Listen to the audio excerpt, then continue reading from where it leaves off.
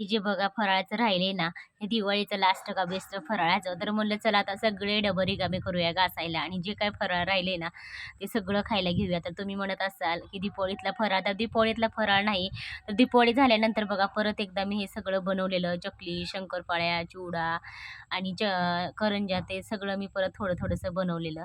तेच हे फराळाचं अजून राहिलेलं आहे. आणि इकडं म्हणलं तर मी दूध गरम करायला ठेवलंय. तर उद्याच्याला बघा एकादशी आहे ना, तर म्हणलं चला माऊलीला ना अगोदरच मी खिचडी आवडते, तर शाबू आणायला लावला. म्हणलं अगोदरच संध्याकाळचंच भिजत घालून ठेवूया, तर सकाळी बघा गडबड होत नाही आणि चांगला शाबू मस्तपैकी भिजतो.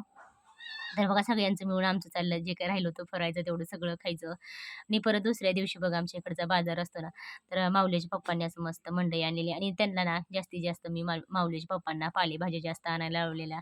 तर मेथी, पालक असं आणलेली आणि आता सध्या अक्षरशः इतकं माळवं महागले ना, खरं सांगते ₹40, ₹30 पावशेर वांगी झालेले आहेत आणि अगोदर बघा ₹15, ₹10 असं पावशेर होते.